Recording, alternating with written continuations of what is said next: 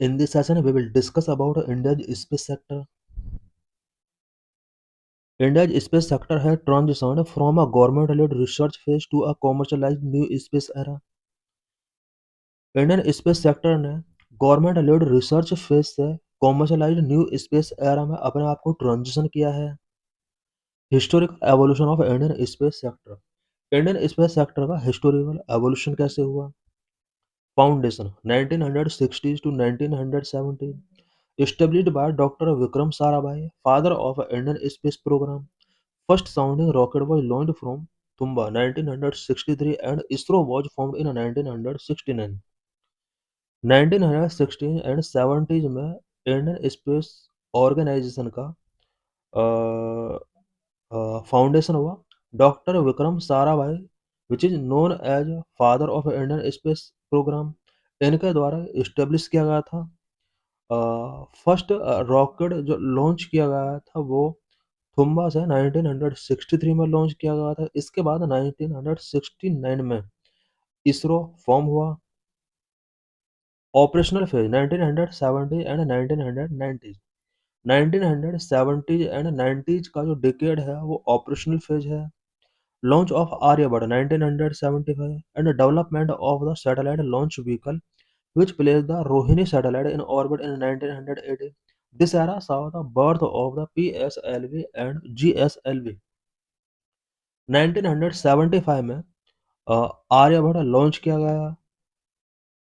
Satellite launch vehicle SLV-3 का development किया गया, जिसको रोहिणी सैटेलाइट के लिए यूज किया गया। Specially satellite launch vehicle SLV-3 का यूज रोहिणी सैटेलाइट को 1980 में ऑर्बिट में प्लेस करने के लिए यूज किया गया। ये जो एरा रहा है 1970 एंड 90 का, इसमें PSLV एंड GSLV रॉकेट यहाँ पर बनाए गए। Exploration phase 2000 present. प्रेजेंट में ये एक्सप्लोरेशन फेज चल रहा है। Shift toward interplanetary missions like Chandrayaan-1, Mangalyaan, and Chandrayaan-3, which made India the first to land the lunar south pole. Present phase जो चल रहा है वो एक्सप्लोरेशन फेज चल रहा है। एक्सप्लोरेशन फेज के अंदर इंटरप्लेनेटरी मिशंस लॉन्च किए जा रहे हैं। 2008 में चंद्रयान-1 लॉन्च किया गया था। 2014 में मंगलयान लॉन्च किया गया था। 2023 में चंद्रयान-3 लॉन्च किया गया था। इंडिया फर्स्ट कंट्री बन चुका है जिसने लूनार साउथ पोल पर लैंड किया है। Current institutional framework. Indian space sector का करंट इंस्टीट्यूशनल फ्रेमवर्क क्या है? The sector is now governed bye 3 main entities under the department of space. Department of space के अंडर प्रेजेंट में space sector 3 main entities के द्वारा govern किया जाता है। ISRO, in space, NSIL। ISRO focuses on core research and development of advanced space technologies. इस advanced space technologies से related core research and development पर इसरो का मेन फोकस रहता है। IN SPACe, Indian National Space Promotion and Authorisation Centre, an autonomous agency acting as a single window interface between ISRO and private players to promote private participation. Space sector में private participation को promote करने के लिए in space एक autonomous agency है जो कि ISRO and private players के बिटवीन इंटरफेस का वर्क करती है। New space India limited NSIL, the commercial arm of ISRO, responsible for technology transfer, building rockets through industry consortia and marketing space product. NSIL ISRO का commercial arm है जो कि technology transfer के लिए responsible है, रॉकेट्स बनाने के लिए रिस्पॉन्सिबल है। Exploration phase 2000 present.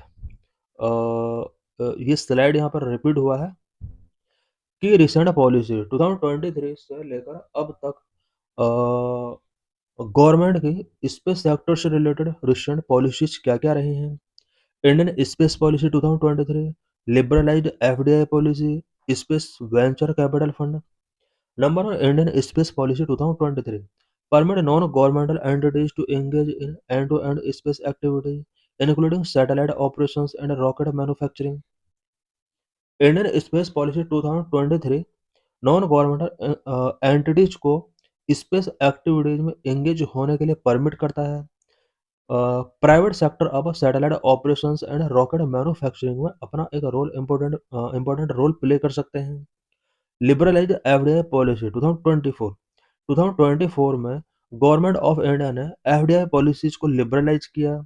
Allow 100% FDI in several areas में 100% एफडीआई यहाँ पर अलाउ किया। Up to 100% automatic route for manufacturing space related component को मैन्युफैक्चर करने के लिए 100% एफडीआई अलाउ किया गया। Up to 74% automated route for satellite manufacturing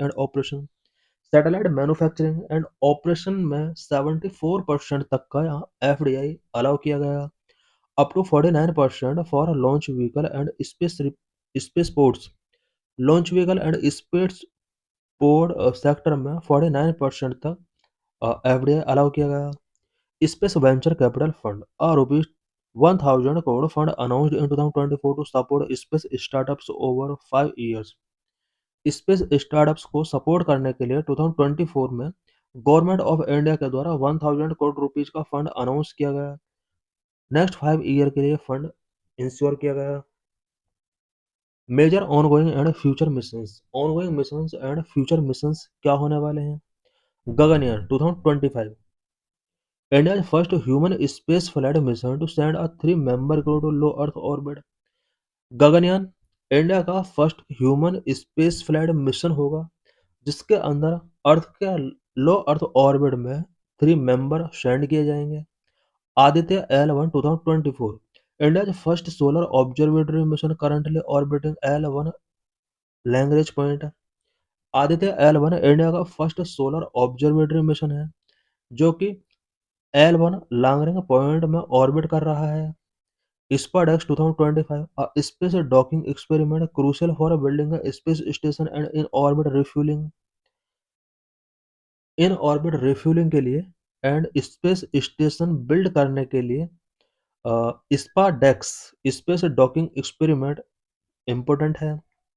भारतीय Antariksh station BAS planned indigenous space station by 2035 with the first module expected by 2028। 2035 तक India का अपना एक स्पेस स्टेशन होना चाहिए। इसके लिए भारतीय अंतरिक्ष स्टेशन से रिलेटेड यहाँ पर प्लानिंग किया गया। Chandrayaan 4 a lunar sample return mission planned for around 2027-2028। Chandrayaan 4 से रिलेटेड यहाँ पर एक जो टारगेट रखा हुआ 2027-28 के लिए ये इम्पोर्टेंट मिशन होगा। Shukrayaan Venus orbiter mission approved for launch in 2028 to study the Venusian atmosphere. Venusian atmosphere को स्टडी करने के लिए 2028 में इंडिया के द्वारा शुक्रयान लॉन्च किया जाएगा। Challenges and issues before Indian space sector. Number 1 global market share, number 2 technological gap, number 3 space debris, number 4 regulatory uncertainty, number 4 ही इसमें इश्यूज एंड चैलेंजेस हैं। यहाँ पर स्लाइड्स बार बार रिपीट हो रहा है। Global market share India account for only 2 to 3% of the global space economy. Global space economy में India का role 2 to 3% है। Technological gap reliance on import for high end component like specialised sensors and semiconductor. Specialised sensors and semiconductor component के लिए India को अभी other country से import कराना होता है। Space debris managing over 100 Indian origin object in orbit remains a sustainability concern. India के about 100 object हैं जो स्पेस में मूव कर रहे हैं, डेब्रिस के तौर पर ये मूव कर रहे हैं। ये इंडिया के बिफोर एक बिग कंसर्न है। Regulatory uncertainty the lack of comprehensive space activities act to define liability and insurance framework for private players के लिए लायबिलिटी एंड इंश्योरेंस से रिलेटेड फ्रेमवर्क इंडिया में नहीं है, ये भी एक बिग कंसर्न हो सकता है।